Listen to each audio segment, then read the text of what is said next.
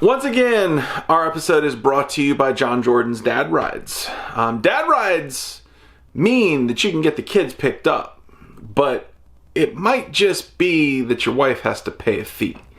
At any rate, if you need your kids picked up, call your dad.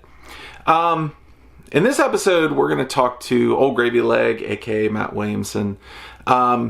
We talk a lot about being a freaking dad.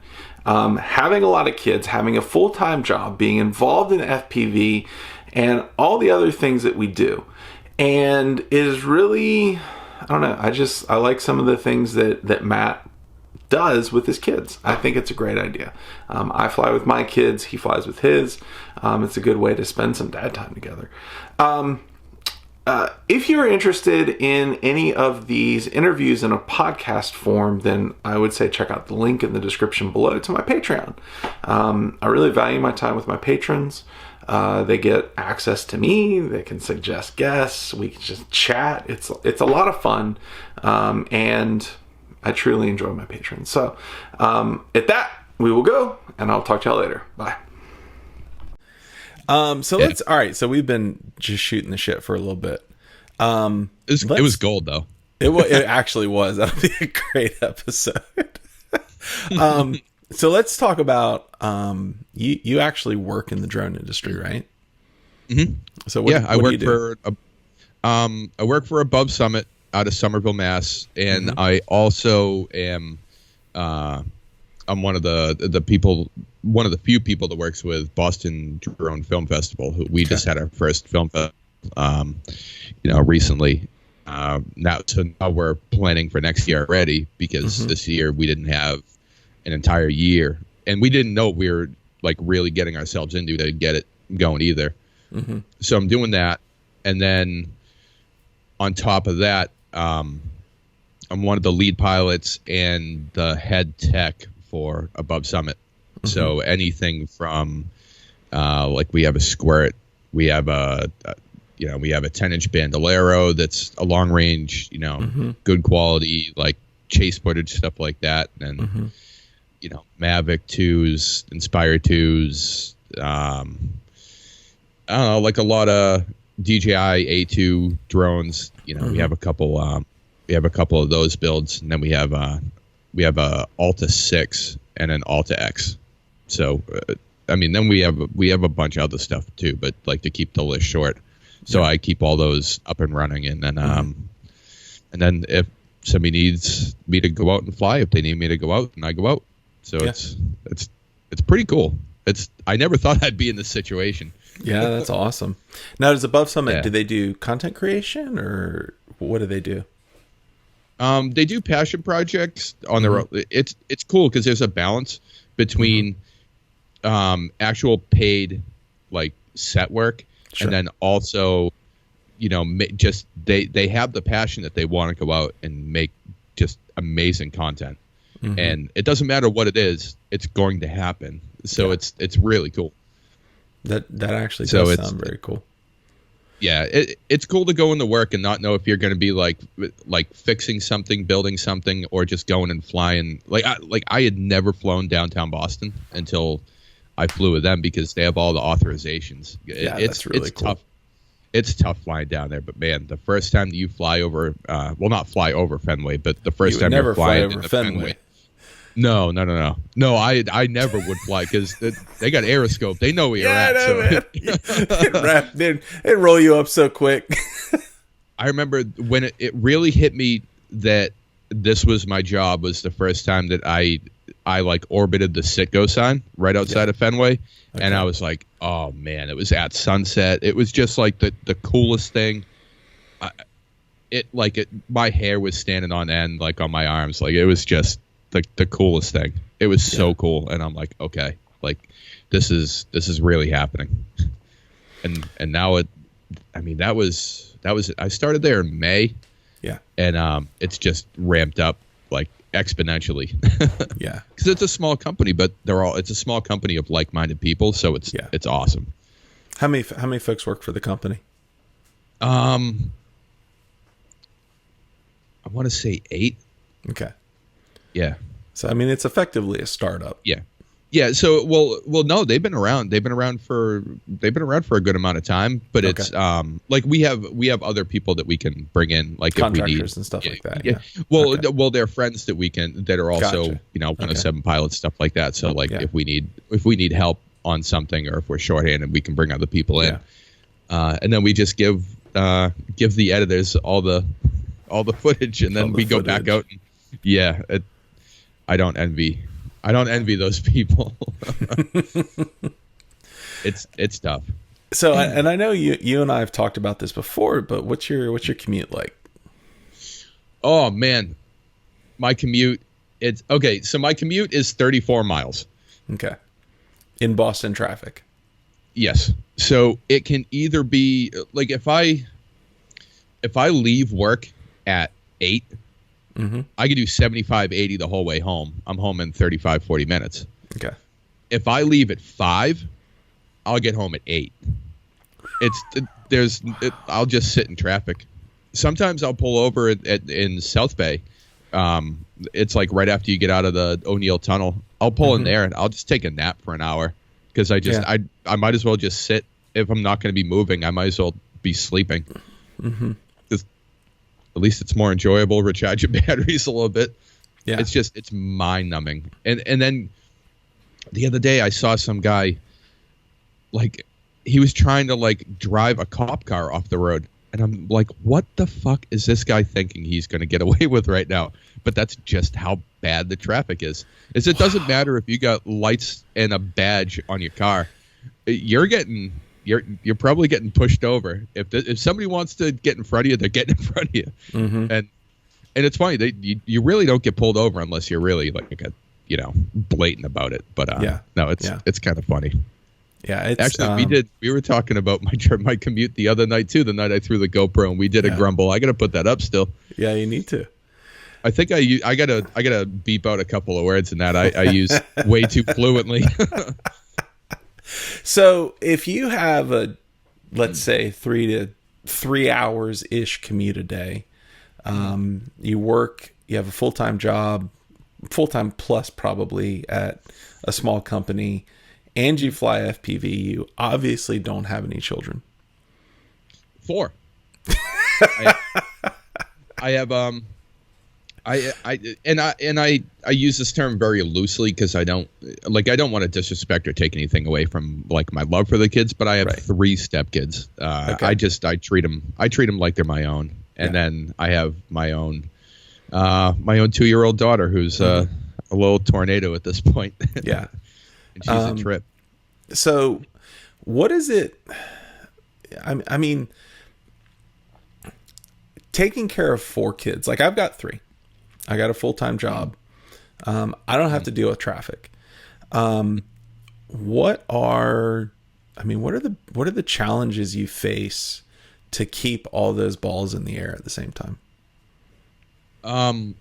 Just being real with the kids and letting them know, like, that I'm not intentionally not being around all the time, because I do get home at like 8 or 9 o'clock every night, and they go to bed at like 8 or 9 o'clock. Yeah. Except for Henley, my 2-year-old, she goes to bed just whenever she starts like asking for milk. Yeah. I guess it's kind of like the time that you get to spend, like my last vlog. Like one of the things I really try to do is take Harley with me on going out and flying and stuff like that. Yeah. It's not so much the flying; it's like the rides in the spot, and I mean I can see, like, now that you actually mentioned that, I can see why people enjoy those. Because those, like, when I do a vlog with Harley, it's like a third more views than all my other videos get, because everybody loves watching me interact with her, because she feeds off of me. She just, if I'm talking in a certain tone, she talks in that same tone. Like, she adapts to what I'm doing. If I'm making a joke, she'll run with the joke. She's 6. Like, how the hell are you doing this? She's adorable, by the way. I watched a few of those episodes. Thanks, man. Yeah. Like last night we went out and it was 25 degrees. She came to me. I wasn't even really thinking about flying yesterday, and she's like, "Hey, Dad, can we go flying?" I'm like, "Really? You want to go flying?" Well, yeah. As soon as your mom wakes up, I'll charge batteries and stuff.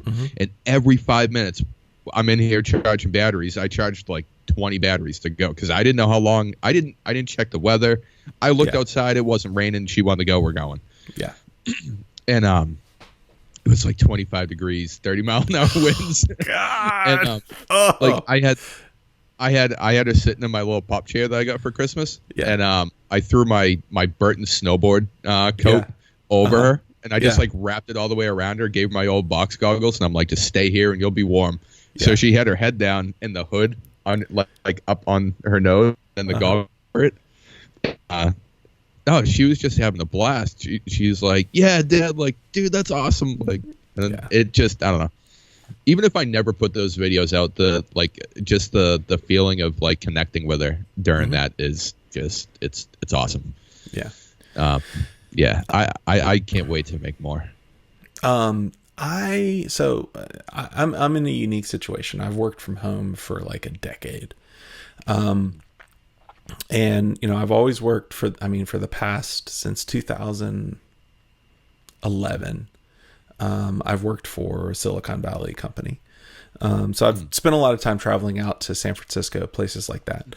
And I was talking with a good friend of mine, who I actually should call, his name is Alex. And Alex he would just tell you like it was, right? He'd just tell you like it is. And we were talking about, he was like, so tell me what it's like working from home. And I was like, well, you know, I get to do this and that and that and this. And, you know, and he goes, he, you know, the Bay Area commute is notoriously bad. I don't think it's as bad as Boston's though. And he said, man, that's really cool because you get to see your kids grow up. And it just stopped me. And I was like, and so I asked him, I was like, so when you say that, like, what do you mean? He's like, well, I mean, he's like, I'm up before my kids wake up. I'm at work by the time they get to school. And by the time I get home, they're pretty much in bed. He was like, you know, you get to walk out of the office, you know, your office, and you walk downstairs and you're dad. Yeah. No, it's huge. That was actually,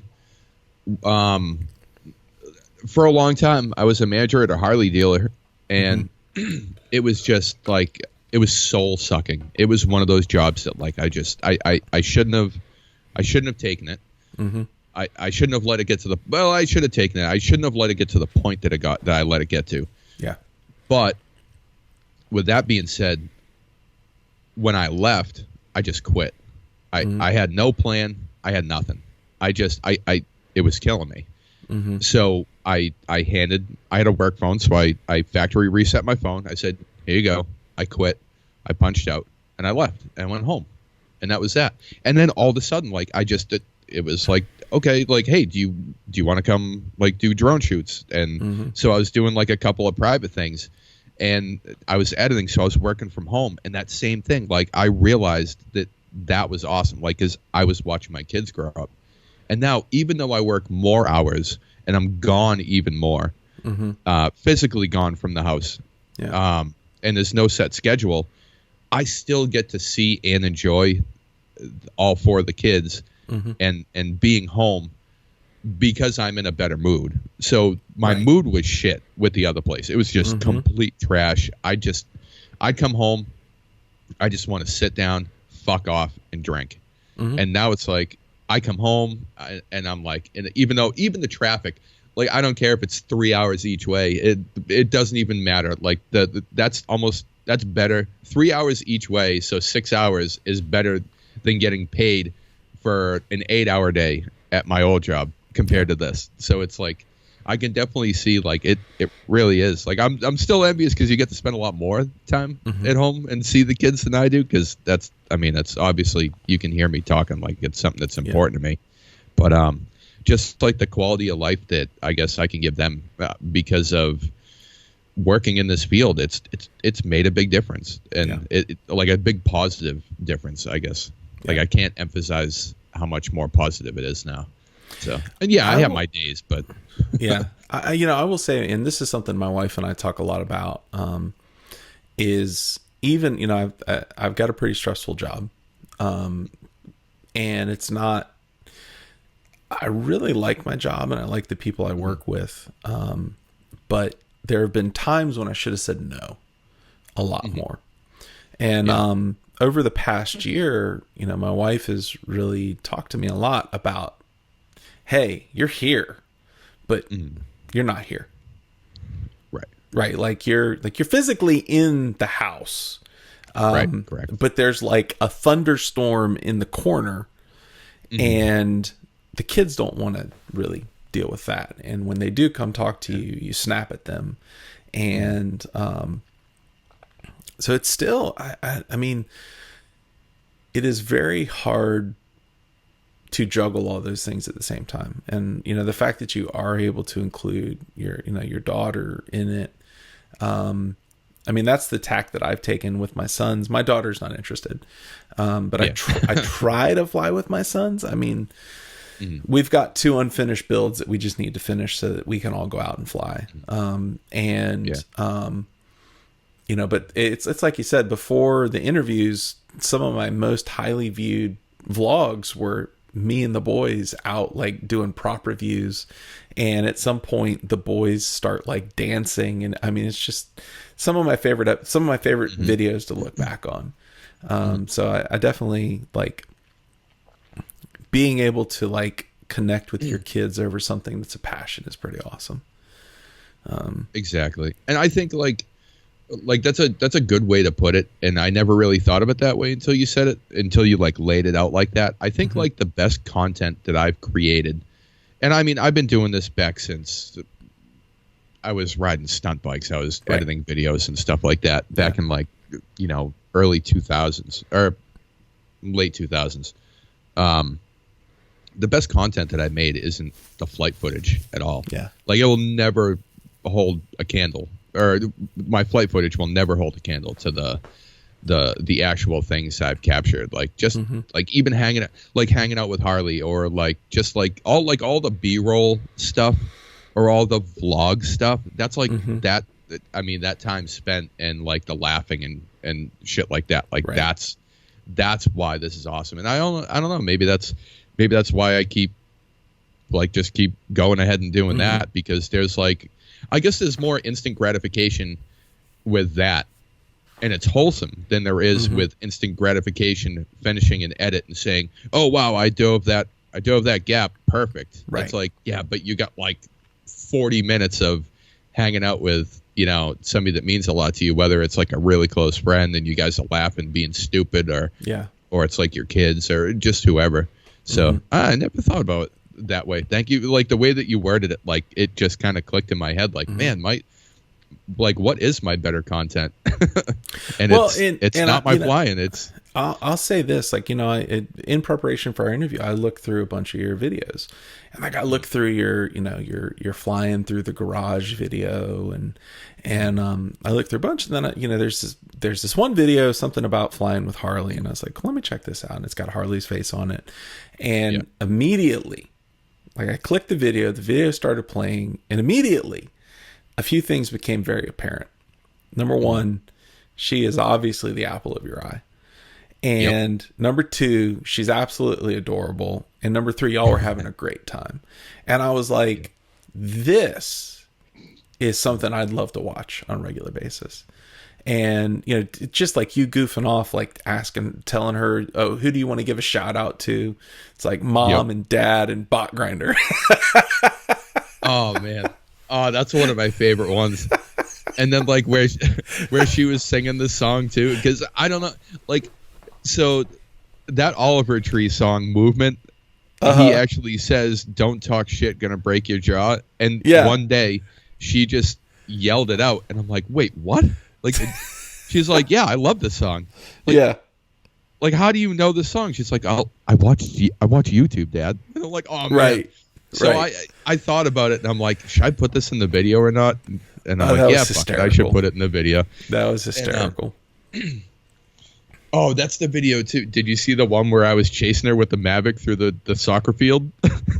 Yeah. And she's getting pissed at me, and all of a sudden, like, it was the middle of summer, and there was like some flies that were flying around her, and you can see her kind of going like this, and all of a sudden she just like punches herself in the face. And I'm just sitting leaning up against the car, dying laughing. I'm like, oh man, I can't wait to get home and watch this again. Yeah. Like, I have a blast with all the kids like that. It's a lot of I think you also it's just like raced, the time frame. Your son like raced you out the driveway or something in that one too. Yeah, yep. Connor, he's 8. He's awesome. He's such a good dude. He wants to start doing vlogs of me too. So I gotta start bringing him out. But like the time that I get to like spend with him is different than Harley. Like Harley, it's easier for me to go hang out with Harley. Is I'll ask him something. It's funny because he'll give me shit about it, and he'll say, "Dude, you keep telling me and you're going to do a vlog," and I'm like, "Yeah, when you want to do it, let's go right now." He's like, "Nah, not right now." It's like, well, when? Like, when do you want to do it? Whenever you want to go. I mean, I fly every day. Whenever you want to go out, I have cameras. We can do this. And he just hasn't wanted to do it yet. But he wants to do it. He just hasn't wanted to do it. You know, I think here is I think the most challenging thing that I've had being a father. That's relatively normal. We've had some pretty significant health challenges. But like right now, everybody's in good health. Things are good. I've got a 10-year-old, a 12-year-old, and a 14-year-old. And they have 3 very distinct personalities.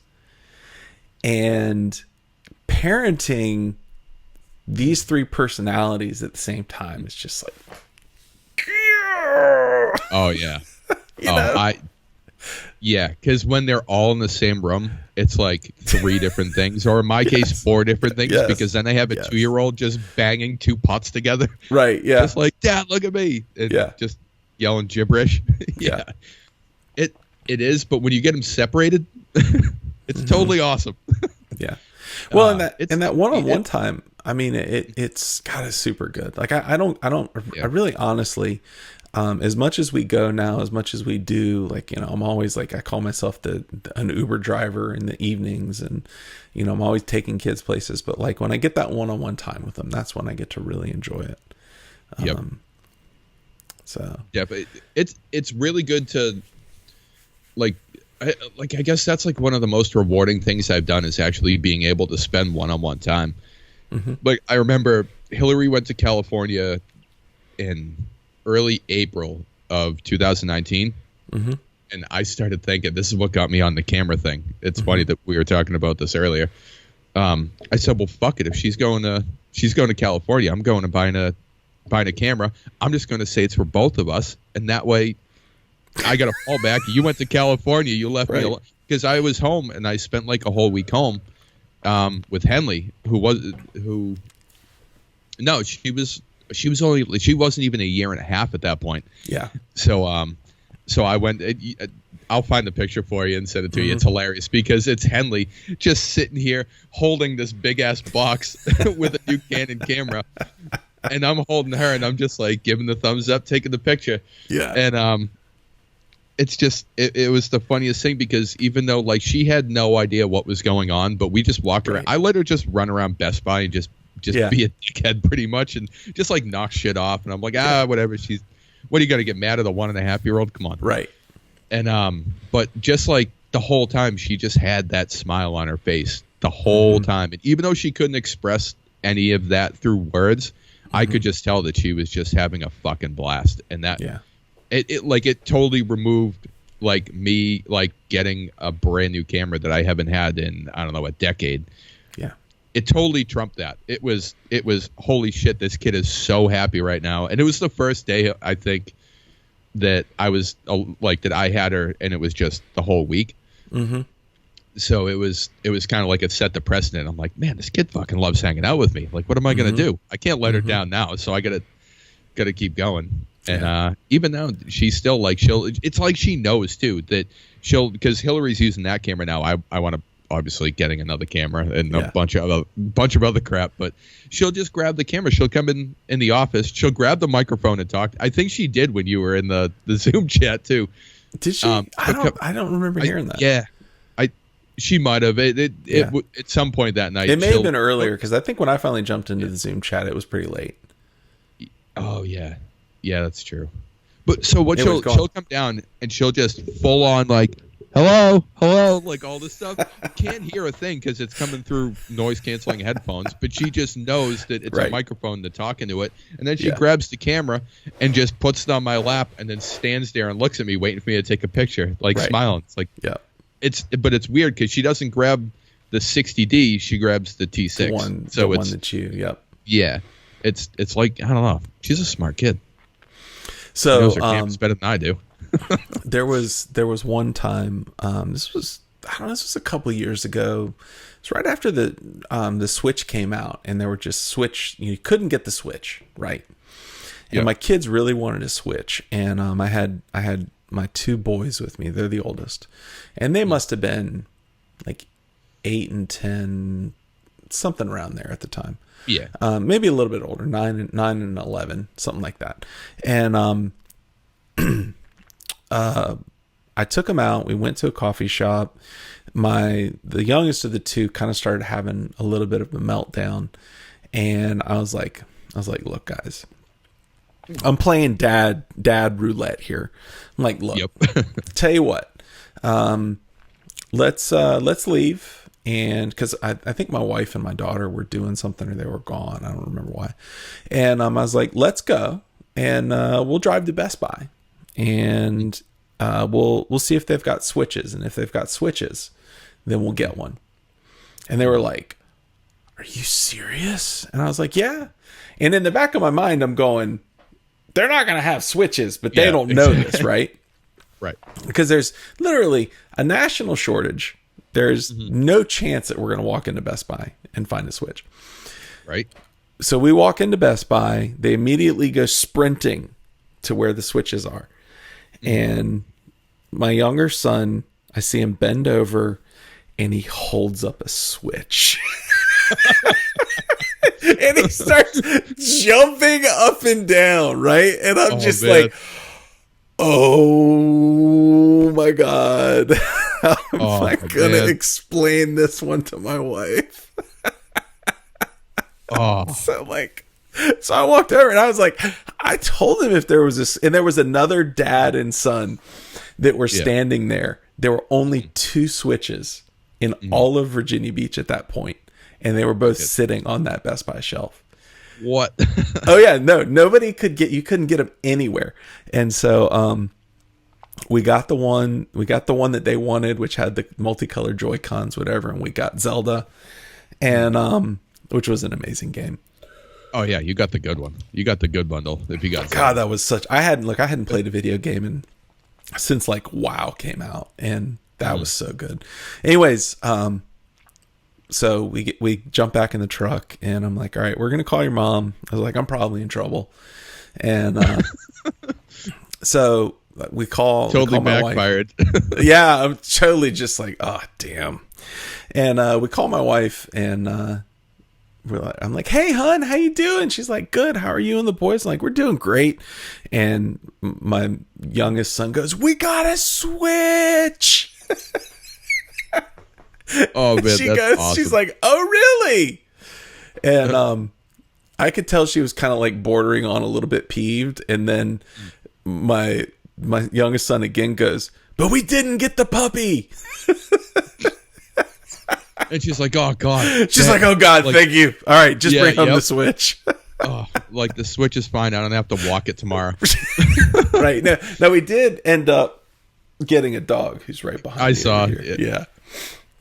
Just chilling on the couch. Yeah. Anyways, we're supposed to be talking about FPV, but screw it. I mean, hey, this is, dude. I can keep a conversation, but it's like 20 different ones in one, right? So it's totally cool. Yeah. Yeah, but I mean, your dog yawns in the background. Yeah, the dog. Y'all should really go check out Matt's channel. It's Ole Gravy Leg FPV. He just he's got some good vlogs. It's a lot of fun. The ones with his daughter are they're precious, quite frankly. And I know, he comes across as kind of a gruff guy sometimes, but he's just got a great heart.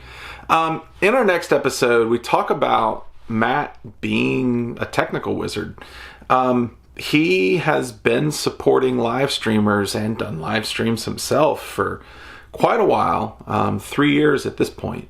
And so we kind of dive into what goes into that, how he figures things out, and all that kind of stuff. So I hope you all stick around for that. Once again, just want to put it out there. I'm looking for 3-ball FPV. If y'all know him or her, as the case may be, and can put me in touch with him or her, I would really appreciate it. And I saw one video of that person's flights. It was spectacular. Honestly, I've never seen anything quite like it before. There's a lot of interest there. I've kind of heard from a few people that maybe one of the best pilots in FPV, I don't know, keeps a really low profile. Anyways, if any of y'all know 3-ball, just let me know and put me in touch with them. And I'd like to have him or her on the show. Talk to y'all soon. Bye.